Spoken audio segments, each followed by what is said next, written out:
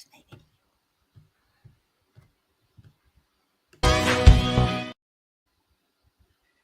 Oh, I don't know what happened there. This video doesn't want to play today. We're going to do the countdown video though, folks, because I need to look up Model S picture for Nicholas before we start. So here, I know we're live, but we're going back to the countdown video and then we're coming right back. Stay tuned.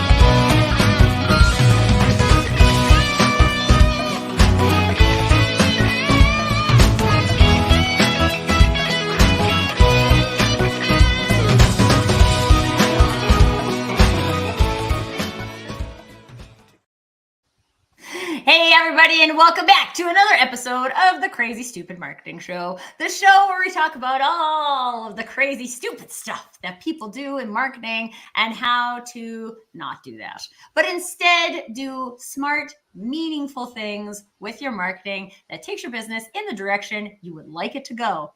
And you know what's funny about this is I was talking to a client about live shows the other day, and there's things that are just unpredictable, like when your countdown video doesn't start and then your son needs you to look up a Model S. And this is what makes life go round, folks. the pleasures and joys of a live show. So I hope you're all still here. And if you are, do you know what I'm going to ask you to do? Yes, I am going to ask you once again to get into the comments in our conversation today, because while this might look like a conversation between two people, what it is in fact is a conversation for all of us to explore our own ideas, thoughts, perspectives, challenge the status quo, whatever you feel like doing today. All of that is available to you in the comments. So please, we would love to know that you are here, that you are joining us live, and also what is going on for you in this wonderful topic of today. Are you guys ready to mindset? Because we're going to mindset. And we're going to do it based on market research. Okay, so recently I had a conversation with a very established marketer.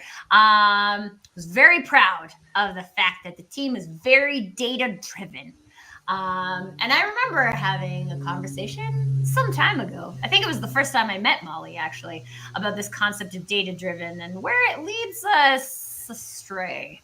And so today, these are the things we're going to be exploring. I called it the market research conundrum, because, of course, I think a lot of us have experienced value through data that we have collected, but also, is that the whole story?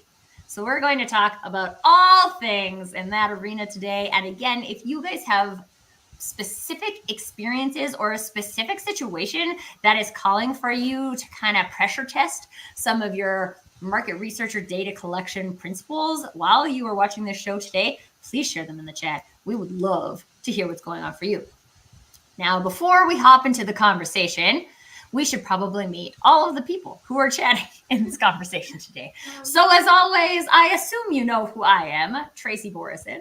But many of you may not know the wonderful Molly Brown. So Molly, can you tell us a little bit more about you and why you wanted to have this conversation with me about marketing?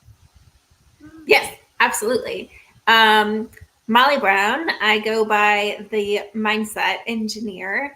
And this conversation about data is kind of my origin story of pivoting from engineer into mindset engineer and outside, technical and into life coaching, is just the observation of this mechanism of human brains interacting with data, how we are drawing the target around the arrow.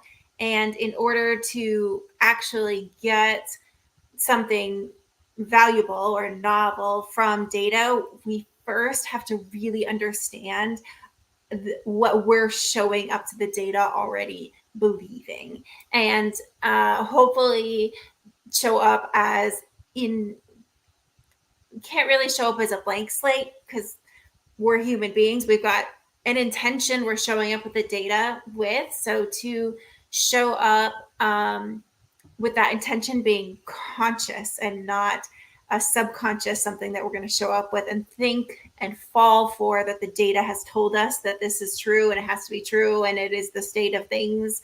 And what in fact we've actually just showed up with an unconscious arrow already placed and then used the data to draw the target around that, and helping people sort out which is which and get really, really good at practicing the intentionality of showing up to, I use the word data to mean like all of the outside world, like your eyeballs are collecting data as you're just scanning the world. So I use data to mean everything. And that turns into life coaching. It turns into just talking through people, their beliefs and their observations, and then understanding the connection between the two. Yeah. And I think this is really interesting because I've heard you use the analogy of drawing the target around the arrow a few times now. And so coming into this conversation, I was like, okay, so where do I think that is common happening in our marketing? And let's start off with market research, because I feel like, so whether you're a startup in the arena of like trying to do your like product market fit kind of conversation in terms of market research, or a lot of the conversations I've had with solopreneurs who are doing market research, either do like one of two things.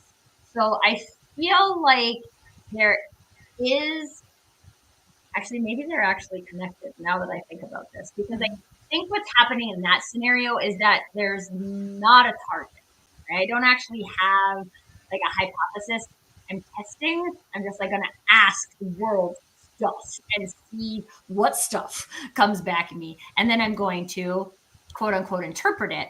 But then there's likely this arrow of some sort that is actually not necessarily coming in the data, but it's coming in the interpretation of the data. Let's talk about pricing, because I feel like people do this a lot from a pricing perspective, and they're like, I'll just ask the market what they'll pay for this. And you're like, well, every single person who fills in that survey has a different exposure to prices, a different interactivity, how they buy things, right? And so there may or may not be a consistency in that data, but there's almost always a consistency that I've seen in people interpreting the data. So is there like, what can we do about this?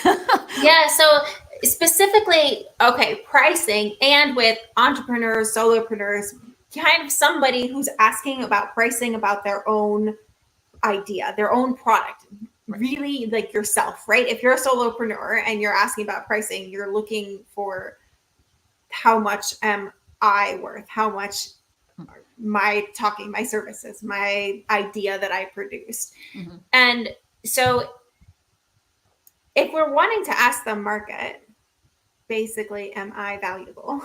Mm-hmm. And then we're going to get a bunch of data and then interpret it. If you interpret the data as, yeah, I can charge whatever I want, or I could charge more than I thought I could.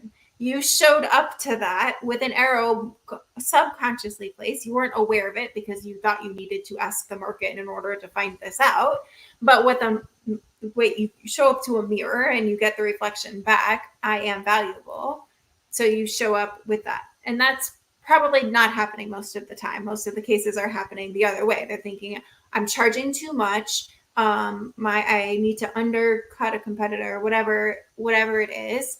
And then what we're learning isn't that we're not learning anything about the market, because you can, the first way of interpreting data is down selecting data. It's like ignoring data that doesn't, like we're doing that all the time. In so many, like you have to do that. There's too much light for your eyeballs to process and create a picture from it. There's frequency of light that your brain doesn't even make pictures from. Like we're down selecting data all the time.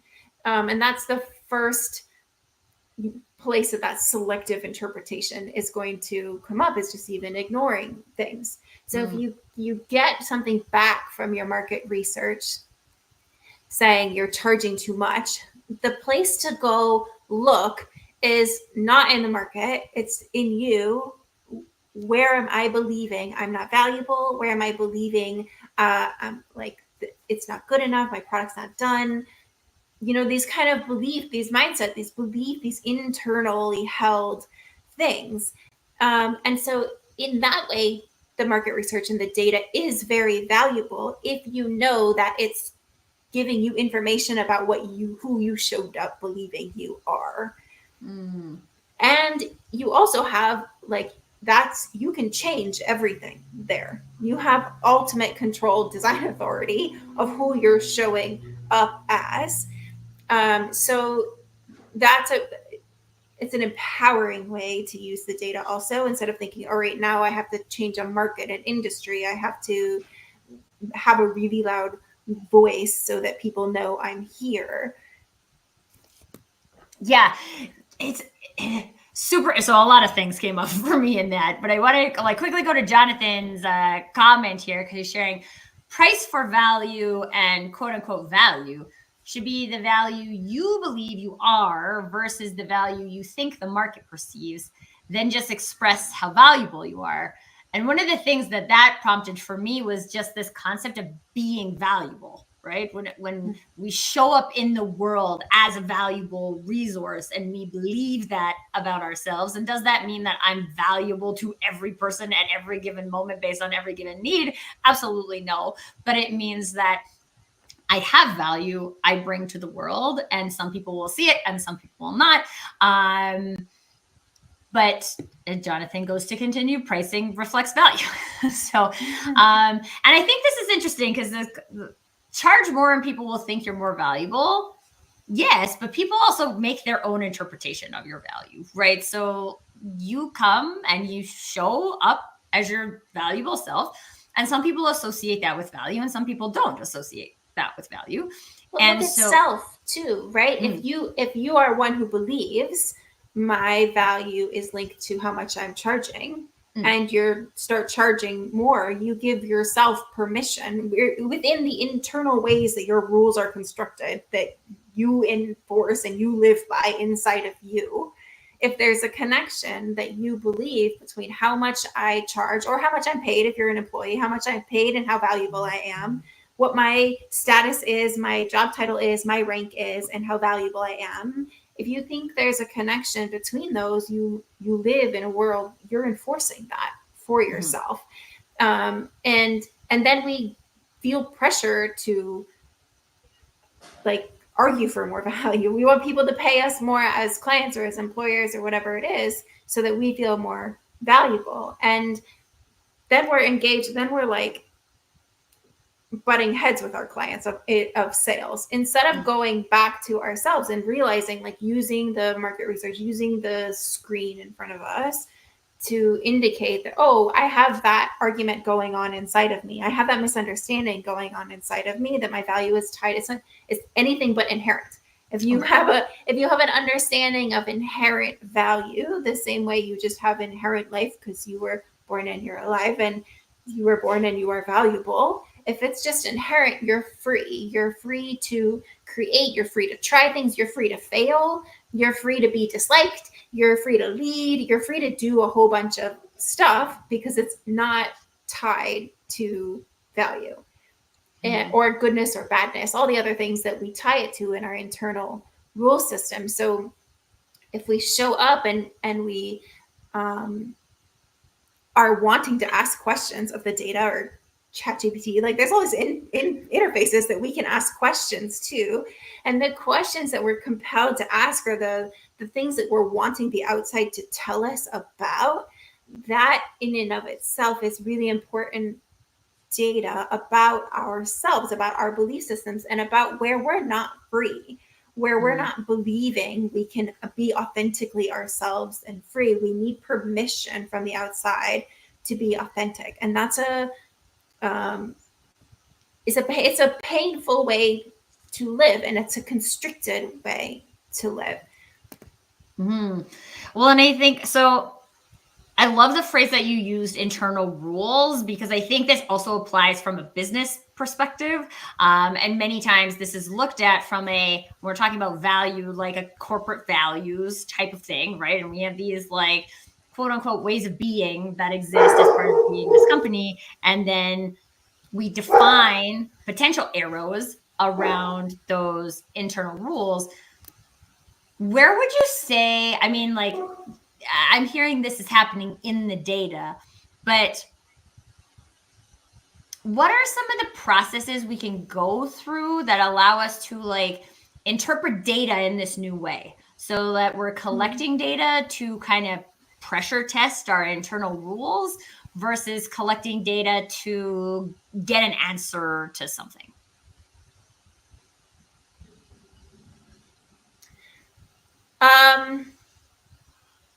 So if you find in data, and full disclosure, my background is not marketing, so my background in data is very technical, but I've also learned not to give super technical examples outside of a technical audience, so I'm not going to try to make up a marketing example. If you find something in the data that disappoints you or it seems like bad news, and if you find good, so if you find good news in the data and you didn't know, you had a subconscious arrow placed at I'm awesome and my business is going to be successful and everybody wants my product, and you weren't consciously aware that you hold that belief, like it's not a problem, right? You're not going to experience like a symptom of it. It's not until we run up against some kind of like ceiling inside our own belief system, we hit the walls of the constraints, that we start we become symptomatic of not knowing how this mechanism works. So when you get bad news from your market research, you think the outside world is telling you you're not going to be successful. We don't want your product. We don't want to pay for your product, how much you want to make from it. That would be like, look out for that. Intentionally set red flags for like when that happens, when it's a good thing because you found a boundary, you found a place where you believe you can't exceed beyond that. And then we're projecting our internal rule, our internal boundary outside of us and believing that the market, the data, the research, the world is telling us that. So once you're on to that, you can change from trying to convince the outside world with your marketing campaign, right? Like, I am valuable. You should buy this. Like, this will solve your problem. All of the things we want to convince the outside world with. And to go back and convince yourself. I don't want to say convince. I want to say find where you're not believing in yourself. Find where you're not believing your own product, your own story, your own value.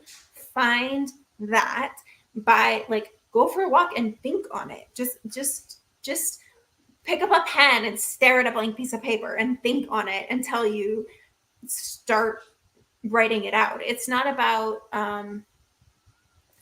it. When you interact with data this way and you understand or you trust that the outside is just reflecting to you what is already on the inside, you stop trying to, or you can skip past all the effort that we would waste on trying to argue this isn't true, this isn't the case, and just be like, cool, I have found a limiting thing. I want to find limiting things because then I can like correct the misunderstanding and I can move beyond the limit. It's a good thing when you find a roadblock because you get to get rid of the roadblock instead of just like keep like running into it over and over and over again. When you realize, oh, this is a roadblock and I can remove it. I don't even need anybody on the outside to change or believe or see me or listen to me or pay me. I don't need anybody outside to do any of those things to change it. Then it's like, it's exciting. Like all the things that used to trigger us and feel bad, now it's exciting. You found another limit and you know how to overcome it. Well, on this, okay, so Evangela is saying this is very interesting. This is what we love, is new perspectives on marketing on this show. And so, Molly, I know you're not a marketing expert, and that's not why you're on the show, because I'm a marketing expert, so I can add the marketing stuff. But I'm thinking about this even like kind of go up a level from the concept of a department, but like being in business together, right? Like there are things all of us have these filters, these limiting beliefs, the internal rules, whatever you like to call them. Pick your own definition, but like we all have them. And so now when we come together as like a team to do a thing, there's probably team members that have different levels of self-awareness into that. So from a like business team perspective, with whatever department you're in, what are some of like, is this something that can be a team activity? Is this something that needs to be an individual activity? What are your thoughts on that? Yeah, so say you had you get your data back and you have a team reviewing it, and half the team is like optimistic, like this is good, we can move forward, and then there's part of the team that's like, no, like I think this is bad. And then we want to come to an agreement or see each other's point of view at the level of whatever the data is telling you, whatever the study, whatever the question was that was asked. And again, it's about belief in the mission, the product, the team, the company, the leadership, whatever it is that you're representing there. And so the part that is it's to have the discussion at that level. Right. And it's not to say like the ones that are pessimistic about the data are wrong and the ones that are optimistic are right. It's not that at all, because we want to see the truth. But what we're seeing there is that there's differing degrees of buy-in to the mission, and that's why you're seeing different responses to the data. It's and to see, I keep just going to like, you know, engineering technical examples. So to see something like, oh, this is something that we need to address is different, but to address, but not a problem. We'll address it and it becomes part of our strategy and we move forward. I'm still optimistic. I'm still good to move forward. Is different than seeing like, oh, it's not gonna work. Kind of like a throwing your hands up of it. Right. And so one of the things, I remember doing this activity when I was in corporate about the Johari's blind window. And I don't know if you are familiar with it, but the whole concept, it's the quadrant of there's things you know, and then there's things you know, you don't know. And then there's like things you don't know. And sometimes other people see things in you that you don't know that you don't know. Now, in a relationship like you have with people, in a coaching relationship, is kind of a coach's job, right? Is to see things you don't know, bring them up, have a conversation, right? And see where that conversation goes. But very often in a business scenario, this is not a way that coworkers support each other. Now that might be, there might be organizations where it is true. I will say from my personal experience, that wasn't like the default way of being of people in the organization. And so how might you recommend going about like pointing out something like that? So if I'm looking at the same data set as my marketing coworker and we see different things in the data because we have our different arrows, what are some ways to like explore that in a productive way so that we can, again, bring it back to like, oh, this is probably telling us more about our belief systems than it is about like how well that marketing campaign performed? Yeah. Probably just go on like an and then what snowball, right? Both sides go on like, and so like, all right, we have this data which tells me this, okay, and then what does that mean? That it's successful, it's failure, okay, and then what, and then what, and then what? Because you're gonna get to an end, which is like this, that's the where the subconscious arrow is placed, is at the end. So just to reveal to ourselves, you know, by doing the exercise yourself, to reveal like, and then what, like, what am I making this mean? What am I making this mean? To get to what did I actually show up looking for evidence because I already believed. And you can just do that like by talking to somebody else with, and then what? So what does that mean? And what has to happen next? What does, you know, to get to the end point? And then when you get there, sometimes that's enough just to see it and be like, oh, I did think that, like, and then I told you so, right? And then I already knew this was the thing that was going to happen. And then you could have a conversation about, where did that come from? Like, why does this have to be true? Why is it bad or scary if this isn't true? So many of the things that we also think are sabotaging us, they're not actually intended to be sabotaging us. They're in service of something that we're holding subconsciously. Mm-hmm. And like, to me, this is saying layers of curiosity, right? Because I feel like even from, like, if we were doing very strategic market research, we would come up with a hypothesis, right? And we'd be like, we think that ABC. Now we're going to put together this market research that helps us figure out if ABC is in fact true or is not true. And we do our due diligence in creating equal amounts of opportunities for that hypothesis to fail than it does for it to succeed, if we're using the scientific method. And we end up with this data set. But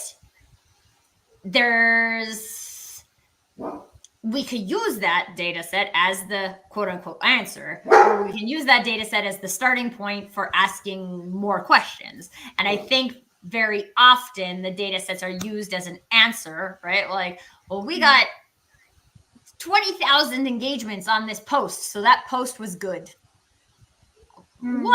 What's our definition of good? Why are we measuring it against the engagement? What does engagement actually say to us?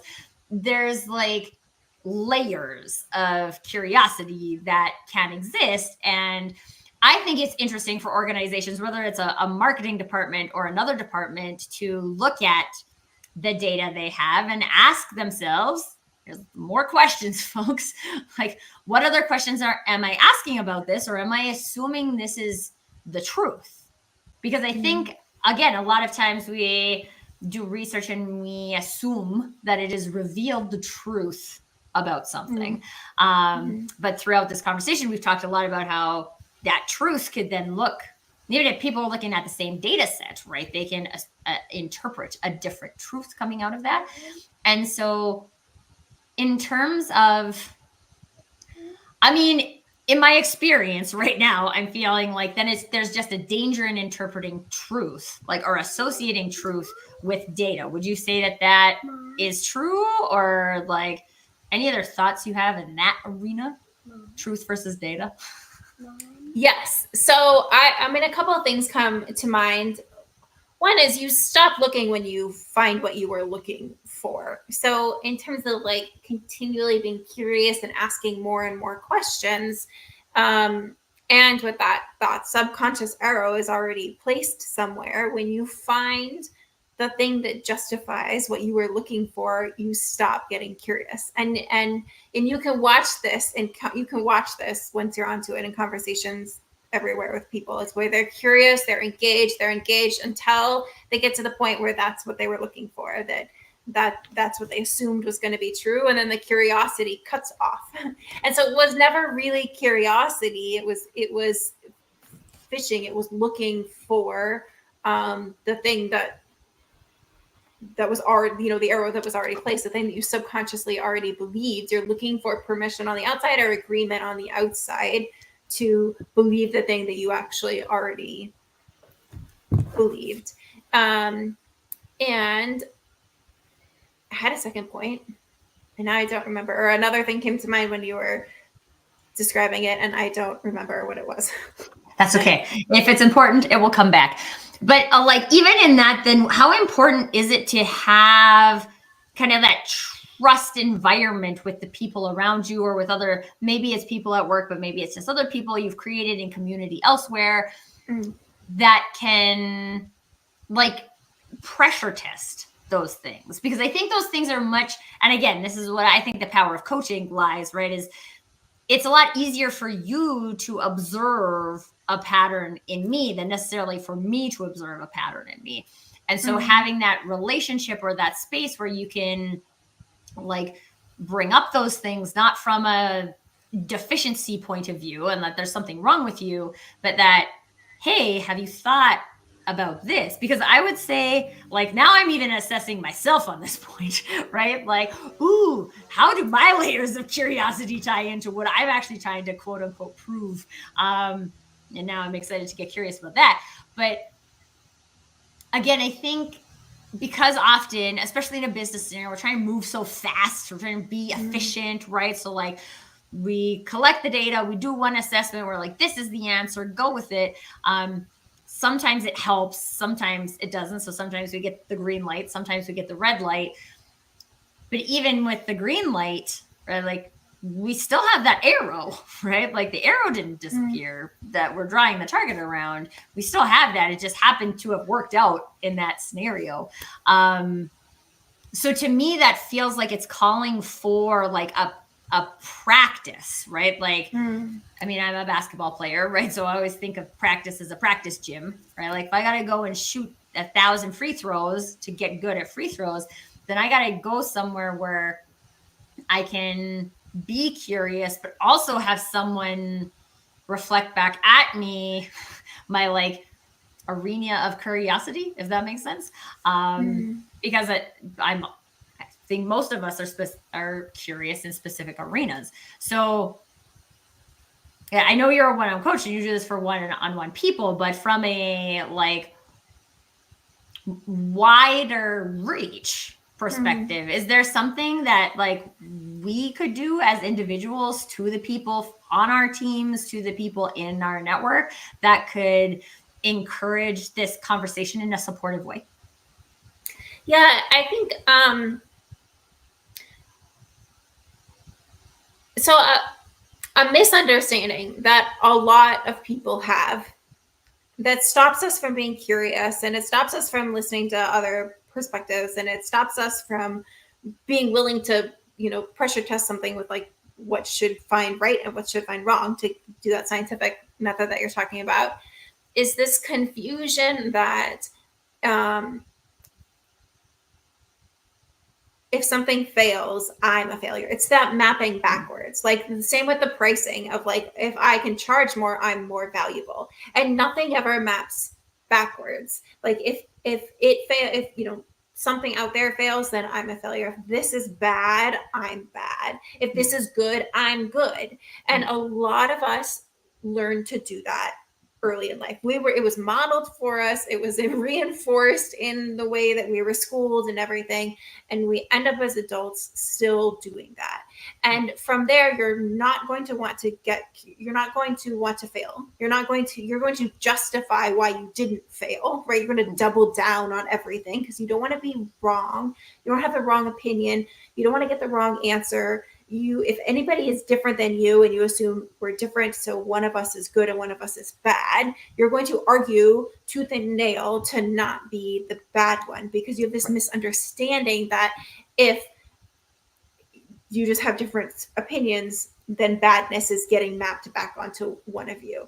And so you can, when you just in the way that we talk to each other to confirm these ideas of like, all right, so this test failed. The result of this test was a failure, but it was a successful test. It was good to have tested this and to know this, and just like bring like the people who already think this way and see this way naturally are going to be like, obviously. But if there's anybody in your team who doesn't seem to be like, they seem to be the squeaky wheel or the pessimist or, the one that is always bringing the conflict or whatever it is, there's probably people, someone on your team who doesn't know that is still operating in a model that if we're different, one of us is bad, and I can't be bad. Right. That doesn't know how to originate from inside of themselves. I'm valuable. I have good ideas. Who doesn't know how to approve of themselves? And it's really like this can happen at all education levels, all levels of management. It goes back to like how it was modeled for us and how we were talked to like really, really early on in life. So to take some of the things that are subconscious arrows are placed in people that are working well for them, like I'm safe to fail because I'll just try again. And it's good to know that I failed so that I can try something different, and it's totally fine to start saying those things out loud so that the people around you can start to model that. They can start to see that and can ask questions or challenge that and be like, well, that's not true. It's bad. If this failed, that's bad. And then you can find out like, oh, now we've taken something that we didn't know was different, that was below that waterline of consciousness, and we've brought it to awareness so that now we can actually talk about the real issue, the real sticking point, instead of thinking we have a difference of opinion on a market or a pricing point. We don't have a difference of opinion on pricing point. We have a difference of opinion on, is it okay to try and fail? Yes or no? Right. Yeah. Well, and I think, and again, like when we think about the power of the data in that perspective, I didn't really until we started having this conversation, but then the value of the data seems much more infinite than like a tiny little market research or something might reveal. And one of the things that's really interesting that like keeps coming up for me as part of this conversation is these ideas that they're like, once we reveal a quote unquote answer or a data point for something, that data point is always going to stay the same. And I think as like a lot of us realized during COVID that like there were lots of things that were consistently true up until that point. And then this happened. And all of those things that used to be consistently true are now no longer true. And this is very relevant for marketing as well, because it changed a lot of industries, in-person events being a really big one. That people were just like, this always worked for me before. And so we can like stick with the fact that yes, in the past it did always work before. And now other things have manifested in the economy, in the target audience, and all of these things that have evolved. And so now we're kind of stuck in this weird zone where we get this idea of this should work, right? Like it always worked before. This should work. All the data says this works, but now I'm out here and it's not working. And I've seen a lot, even still, of people just like so hard focused on the should work, like it should work, okay? Yeah. Instead of exploring what that data might be telling you that maybe you haven't looked at yet. So would you say that should is another one of those things that like is maybe a red flag, that if I'm stuck on a should, then there's more exploration to do? Yeah. And I see that one going back to value also, like saying like there was this way that things worked and I understood it and I was valuable in it. I could produce value and I was safe and I had a job or whatever. I was valuable when modeled when it looked like this. And then it doesn't look like that. And if you don't know I'm inherently valuable and here I am in this post-COVID world, in this new system, in this remote, in this digital, in all these things. And here I am and I'm inherently valuable. So I have value to provide here. Let me look for that. That's an arrow, right? I am valuable here. How do I provide value here? You will find a way to collect it. You will find the data that clusters around that. Right. If the thing is I was valuable back then and that was unique, it came from outside of me, it came from the way the world was, it came from how the industry worked back then, and I understood it and I had value to place from it. now when it changes, we say, oh no, my value was back there. It was in that model, and that model's gone. And then that's terrifying to say, like, I've disappeared with my value has disappeared with that model. If you're under this myth, this misunderstanding that things get mapped backwards, and that it's not your ability and your job, your I don't know, personal duty to originate. How do you feel about you? How do you judge you? Who do you want to be? That's like on a blank sheet of paper. You got to design yourself. It is very similar to an engineering design process. Who do you want to be? How do you want to show up here? What experience do you want to have in a digital world, in a post-COVID world, in a remote working world, in a virtual events world? What experience do you want to have? And people haven't done that work. That work has gone undone. And so it just kind of gets this subconscious holdover of, well, it isn't how it used to be when I knew I was valuable. And so by default, the arrow gets placed that I'm not valuable. And they go out and they collect a bunch of data around that by living life, not necessarily doing market research, but just by living life. You find a bunch of things. You're like, oh, there's no job descriptions that look like the job description I had 10 years ago. And then they say, well, that's a problem. They make that mean it's a problem. And because that supports the arrow that's already there. And it's to help people, like, the highest level, I think, to do this work on, whether it's individually or just the way that we talk to our coworkers, our clients, like all the people that our family, the people we interact with and care about in our world, is to go back to, like, you're inherently valuable, right? Let's show up in this space that way. And we might find we need to change everything about your marketing structure. You need to change everything about your pricing. We might find a whole bunch of things, but to know that doesn't affect, like, you're inherently valuable.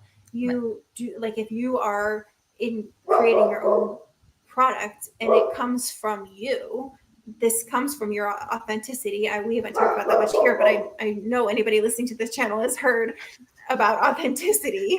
To trust your authenticity, trust that if it's of you to create, that it is valuable because you are valuable, and know that, like, that's the flow of information. We're like, that's the flow of truth and information, and anything coming the other direction is just being pruned to show us what we're unaware that we're actually broadcasting. Oh, okay, so because we often talk about broadcasting in marketing, and this is something, because one of the other things I wanted to ask is that, like, we are marketers and we are humans and we have all of these things going on for ourselves. Our customers are also humans and have all of these things going on. And one of the things Jonathan commented earlier was about presenting to the world why they should believe what you believe. So you create a business that you really believe in. Probably it's like very based in who you are and how you see the world and all of that. And there will be people who don't get it. Maybe we interpret that as the quote unquote negative right now. But that, I think from a marketing perspective, this is very common belief, is that people should believe what I believe. Okay? So I have this arrow and you should also have this arrow. So whether we're talking about this from, like, an internal team perspective, or we're looking at it from, like, maybe we did a good job and we're all aligned as a team, but now that arrow is not aligned with our quote unquote ideal clients. So we still have a misalignment in this arrow. And now we've said as a team, we all believe in this and we are going here and we're going to go out to the world with our marketing and convince people to believe in our arrow. So from your experience, Molly, of convincing people that their arrow is wrong, or maybe that their arrow is placed in a place they don't even know because they don't have that level of self-awareness, like, is that a worthwhile activity, trying to convince someone to change their arrow? No, and the word, convince, like, you had the word should, like, these kind of like red flag idea, like, words, right? And when we're trying to convince someone else, I had a conversation earlier this morning about people in and politics, and we weren't talking about politics, we were talking about what it's like to talk about politics, of like this trying to convince. So the idea of convincing came up a lot. And when we're trying to convince someone else, what I see happening is we want to believe something, but we are unaware. I can just believe it. I can just originate it of myself. I can just think it for myself, and it can be true. I can think it's true. And we're not taught that. We're taught like we need to be taught things from the outside. It comes from a stage. It comes from a podium, a teacher, an influence. It comes from a professor, a doctor. It comes from somebody higher than us, more than us, bigger than us, or 1,000 data points from our marketplace. Right? Those can be right because it's 1,000 of them, or whatever is a big number for whatever. And so there's something subconscious error, right? I want to believe this is true, but I don't believe that I can just believe something on my own. I need you to believe it's true. That gives me permission to believe it's true. I need you to think my product is good, and then I can agree. Then I can think my product's good if you think it. Right. And so we're outsourcing. We haven't done our job, our design. Like take the blank sheet of paper out and decide who you are. Right. What you offer, how you see the world, who you want to be, and then go about being that. If we haven't done that job, we're needy. We're outsourcing other people. Like, you believe in me, please, you believe in me so that I can believe in me. And I'll feel really good when I believe in me, but I can't do it on my own. I need you to tell me, like, I'm good at what I do. I need you to tell me my product is valuable here, right? So we're going out asking people to believe in us in all of these hidden ways and all of these hidden questions. And when we get onto that, when we figure out that that's what we're doing, and we stop and we do it for ourselves, that frees us up to actually ask the questions, to get the opinions of the people around, or the needs, to actually see the needs of the people around us instead of using them as a screen to meet our needs. When we do that job of meeting our own needs ourselves, then we can actually show up in service. Oh, okay. Because I feel like there's a lot of marketing that if we like pressure tested this underlying concept of like, will you believe in me? Right? Mm-hmm. Like, I'll just give you a 30-day free trial, and will you believe in me? Well, I will give you this discount, and will you believe in me? I think there's a lot of that happening, and it's not because I don't think there's not like some.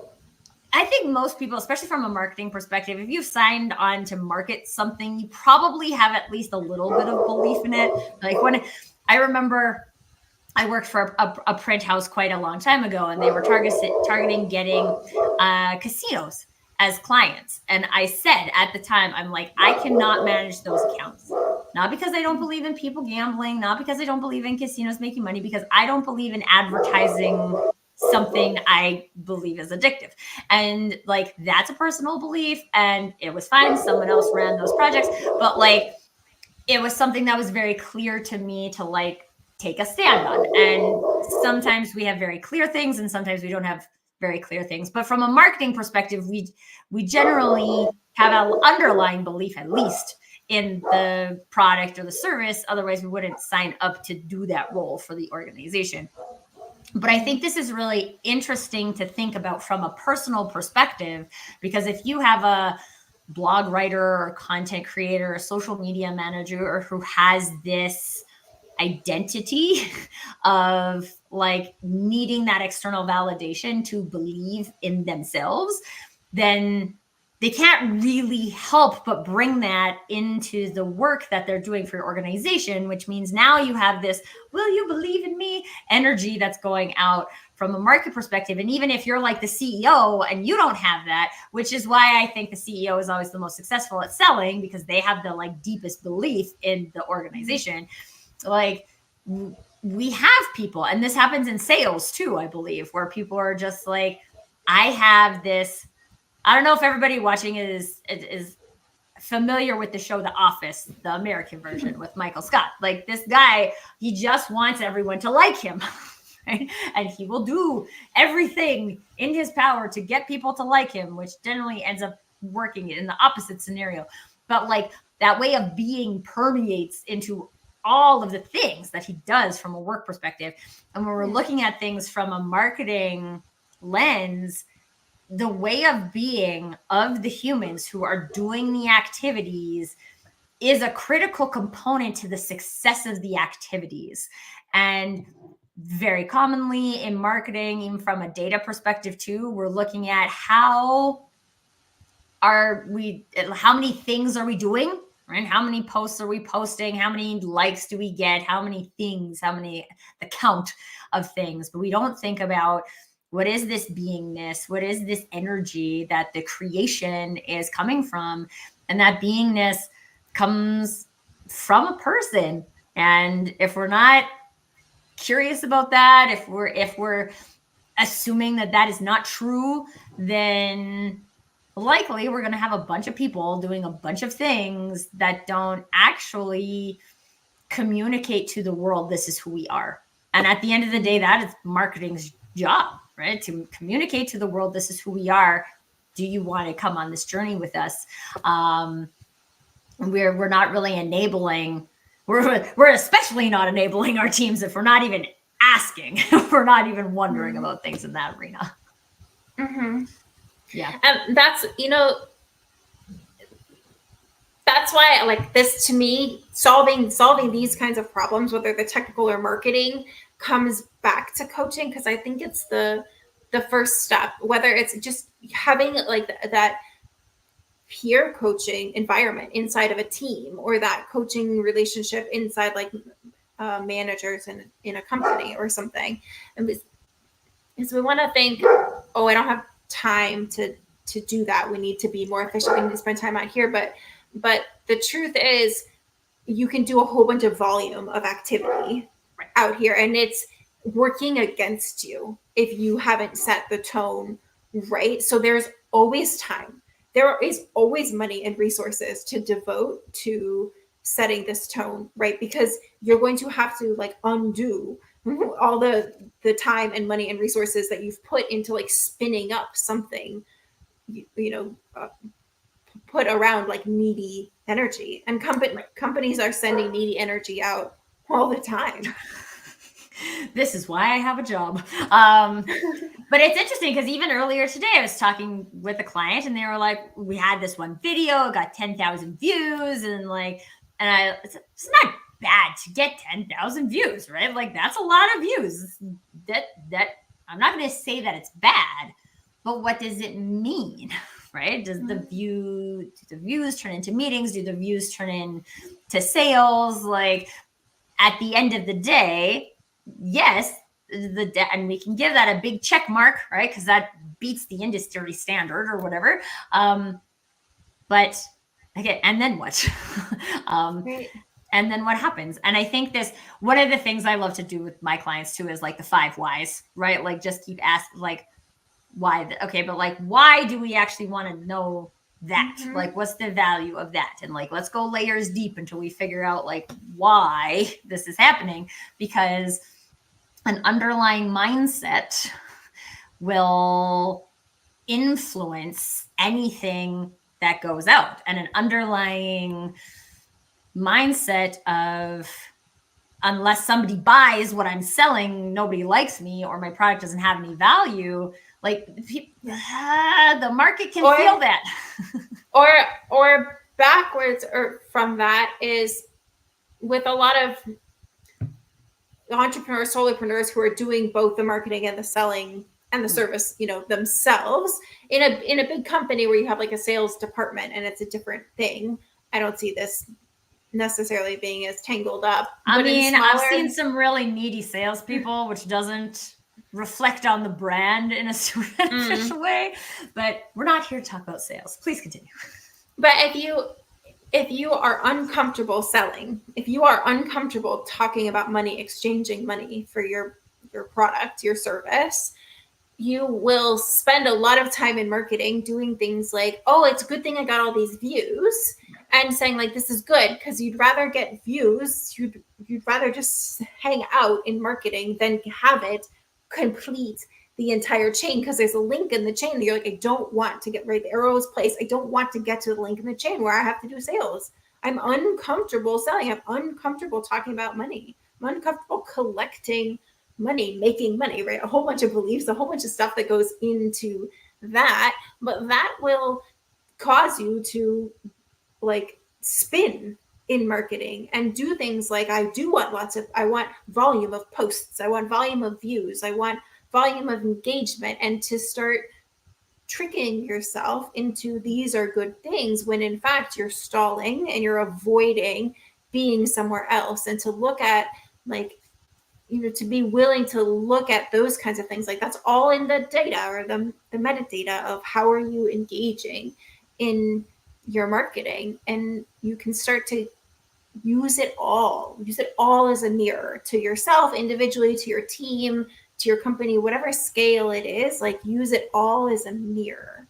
Mm-hmm. And I think this is, I mean, maybe this is more so a female thing than anything else, but for some reason we're very good at looking in an actual mirror and finding all the things we don't like about ourselves, right? This is too big, that's too skinny, that's too flat, right? Like we actually have a practice of doing that. We just don't have the same kind of practice of using our experience as a mirror and saying like, okay, well, if I'm seeing that, is that something I want to do something about? And I'll tell you, I have a lot of friends who are entrepreneurs, and a lot of them tell me I hate doing sales. And like, this is so even in this conversation, right? That's like, to me, there's like maybe a deep dive on your personal value that is worth exploring there, right? Like you think you have value, you think you don't have, like there's more underlying that than just like, I don't like doing sales. And I'd say in a solopreneur, small enterprise, I'd go, as soon as you hear that message or you become self-aware of, I don't like sales, that's a timeout. Stop doing marketing. Because the marketing will be successful, or if you will either sabotage your marketing so it's not successful because you don't want to do sales, or you will have successful marketing and it will send it to sales and then you will cut it off there, right? So don't, as soon as you become self-aware of that, stop, resolve that problem, and then put marketing in place, right? Don't try to like double down on your marketing thinking it will like solve, I don't want to do sales. It won't. Right. I have said this many times that I have no interest in filling a marketing funnel full of stuff that's not going to go anywhere. So let's make sure everything can flow through, and then we can talk about it. Well, the time really flew by in that conversation, Molly. So we've said this a couple times, folks. So like Molly's not specifically focused on marketing mindset, but she is a phenomenal mindset engineer that has helped me tons with my mindset thing. So I can give her a gold star. Molly, if people are interested in getting into a conversation or deep diving any of the things that we talked about today, where is the best place for them to find you? Yep, LinkedIn. I also have a website that's linked on LinkedIn, or mindset-engineering.com. And it is a lot easier to find Mindset Engineer on LinkedIn. And that's just one of me. And there's a lot of Molly Browns. So like both, search terms together, or just Mindset Engineer is a lot easier to find me than searching for. Or conveniently, if you're on the LinkedIn, Molly is tagged in the post that's associated with this live. So you can just click on her name and then go directly there. But as with all of our shows, if this is something... No, Nicholas. Sorry, folks. Nicholas is home from school today, and I told him that at 2:00 I would be finished, and he is counting me down. Like a really loud way that, like, if you were being produced in a studio, they would never do, because it's totally distracting. But anyway, like every conversation we have on this show, if there was something that piqued your interest or there was something that you want to continue exploring, you want to dive deeper on, please don't let this be the last conversation you're on. Like, connect with Molly, connect with me, connect with each other. We had Evangel and Jonathan both in the chat today, and probably more people that don't actually write in the chat. So connect with each other, get in the conversation, because this is something to explore. So we can't always be the mirror for ourselves. So if we have other people in the conversation, it can be very helpful from a mirroring perspective. So I encourage you to do that very, very much so. Molly, thank you so much for sharing all your wonderful insights today. Molly also has a really cool group, folks, just kind of a like connection group called what is it called? Manifestation. Quantum Manifestors. Which I have been to, and it makes you think. I will tell you that. So if you're interested in that, connect with Molly and come check it out. And we can all quantum manifest some really empowering marketing together. And with that, folks, until next time, permission to do you.